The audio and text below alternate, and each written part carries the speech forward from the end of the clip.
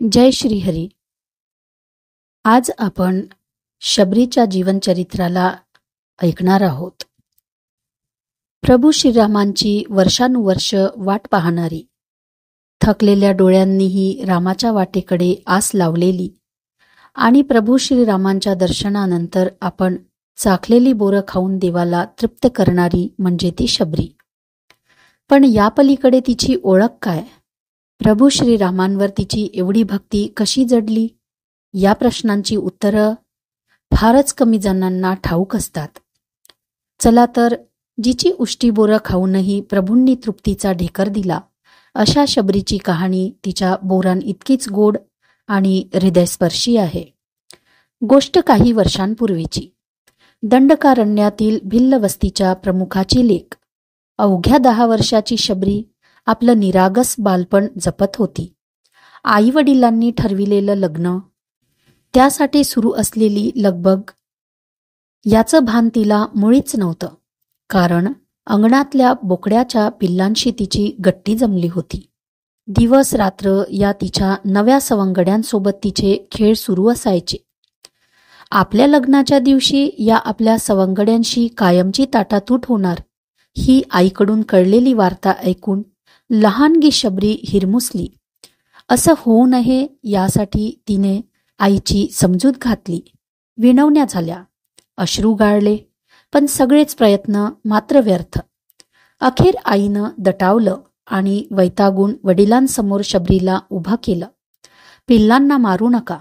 अगं, मोठ्या कष्टानं त्यांना आणलंय तुझ्या लग्नासाठी. पाहुण्यांना याची चमचमीत मेजवानी दिली नाही तर कायमची बोलणी खावी लागतील. त्यामुळे यापुढे हा हट्ट सोड आणि गपगुमान लग्नाला उभी राहा. जरबेच्या आवाजात वडिलांनी दिलेल्या या ताकिदीमुळे विषय तिथेच थांबला, पण शबरीची तगमग थांबेना. आपलं लग्न म्हणजे निष्पाप पिल्लांचा बळी, ही भावनाच छोट्या शबरीला सहन होणं शक्य नव्हतं.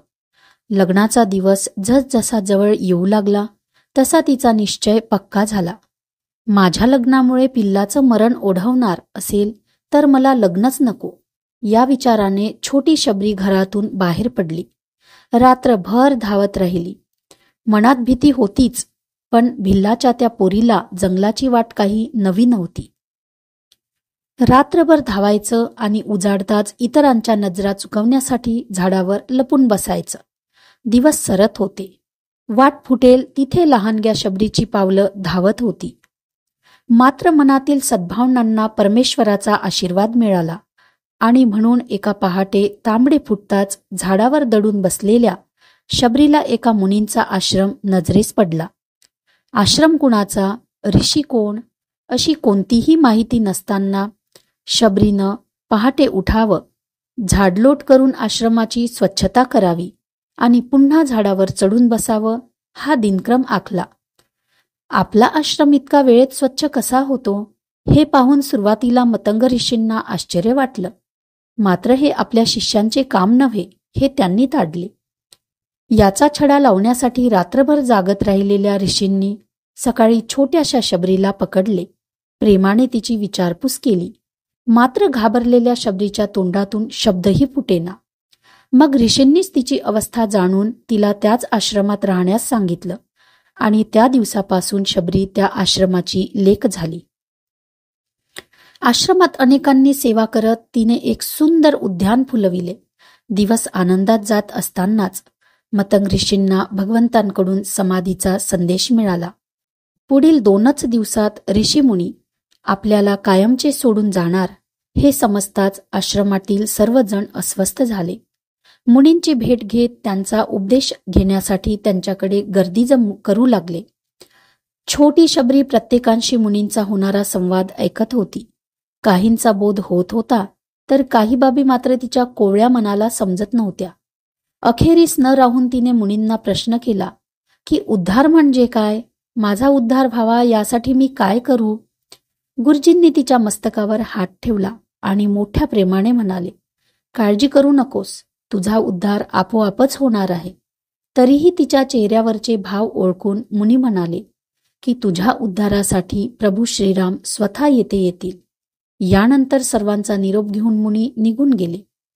मुनींच्या जाण्याने शबरीला मात्र खूप दुःख झालं. एकाकी वाटू लागलं.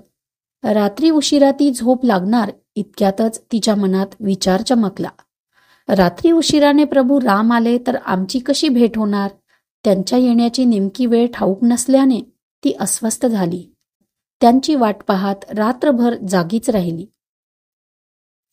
पहाट होताच प्रभूंच्या स्वागतासाठी तिने आवराआवर सुरू केली. तिच्या कुटीबाहेर परिसर झाडून स्वच्छ केला. त्यानंतर प्रभूंच्या आगमनापूर्वी स्नान उरकण्यासाठी ती झऱ्याकडे गेली. मात्र नेहमीप्रमाणे तिथे खेळत न बसता तत्काळ ती कुटीकडे परतली. त्यानंतर श्रीरामांच्या स्वागतासाठी तिची लगबग सुरू झाली. प्रभूंना बसण्यासाठी आसन, सुगंधित फुले, पांढऱ्या शुभ्र फुलांचे हार, ताजी रसाळ फळे, सारं काही सज्ज झालं. पण प्रभुराम येईना.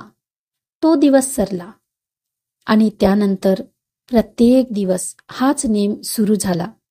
दिवस रात्री भान उरले नाही, कारण झोपी गेले तर रामभेट होणार नाही या विचारांनी तिची झोपच दूर पळाली.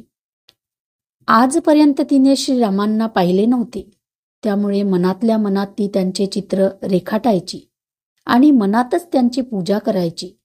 यामध्ये अनेकदा भगवंतांनी तिला प्रत्यक्ष दर्शन दिले. मात्र तिला तो भासच वाटायचा.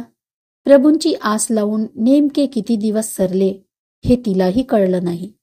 मात्र तिची ही भक्ती पाहून आश्रमात आश्चर्य व्यक्त केले जायचे.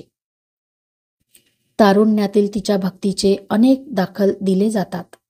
आश्रमातील सख्यांसोबत दिवस सरत असले तरी परिसरातील अनेक ऋषींकडून भिल्लाची लेक म्हणून तिची हेटाळणी होत होती. अनेकदा तिला तळ्यातलं पाणी नेण्यास मनाई केली, तर कधी तिच्यावर आरोपांची लाखोली वाहिली. पण तिच्या भक्तीत तसूभरही फरक पडला नाही. हा आश्रम तिचं घर बनल्याने तेथील प्रत्येक जण तिच्यासाठी आई वडिलांच्या स्थानी होते.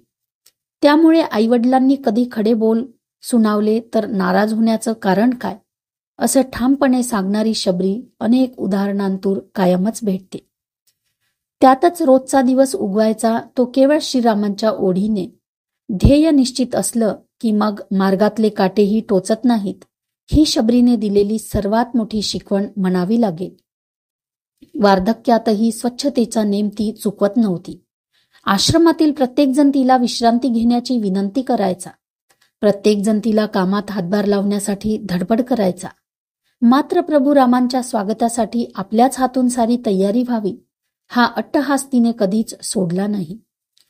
त्या काळी ना आजच्या सारख्या घड्याळ होतं ना कॅलेंडर. त्यामुळे किती वर्ष सरली, किती सूर्य मावळले याची गणनाच नाही. पण शबरीला त्याची पर्वा पण नव्हती. शरीर जर्जर झालं तरी प्रभूंच्या दर्शनाशिवाय श्वास थांबणार नाही या विश्वासाच्या बळावरच शबरी तग धरून होती. मनात प्रभूंचे रूप आणि डोळ्यात त्यांच्याच पावलांची आस धरून बसलेल्या शबरीच्या आयुष्यात अखेरीस तो दिवसच आला. थरथरणाऱ्या हातात झावळ्याचा झाडू घेऊन शबरीने पहाटे झाडलोट सुरू केली. मुखातून प्रभुरामाचे नामस्मरण सुरू असल्याने बाकी कशाचे भान नव्हते. आणि अशातच 2 पावलांवर तिची नजर पडली. त्या पाठोपाठ आणखी 2 पावले दिसली. परमोच्च शिखरावर पोहोचलेल्या भक्तीने पावलांवरूनच दैवताची खूण पटवली आणि साश्रू नयनांनी शबरीने मान उंचावली. यापूर्वी कधीही न पाहिलेल्या तरीही प्रत्येक क्षणोक्षणी मनात साठविलेल्या त्या प्रतिमा अखेरीस एक झाल्या. अवघ्या काही क्षणात तो अभूतपूर्व सोहळा शबरीने अनुभवला.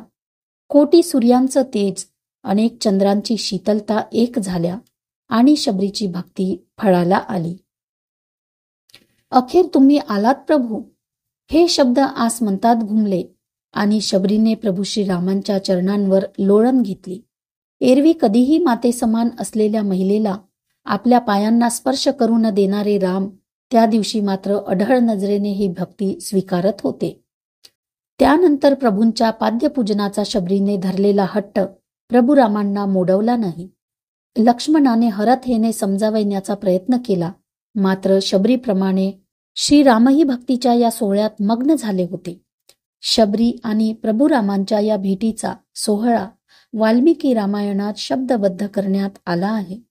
जणू काही काळाचे चक्र मागे फिरले होते, कारण लहानग्या शबरीने पूजेचा जो थाट सजविला होता त्याचप्रमाणे पूजा घडत होती. आधी पाद्यपूजा, मग गंध, पुष्पफुलांचा वर्षाव आणि सोबत अश्रूंचा अभिषेकही.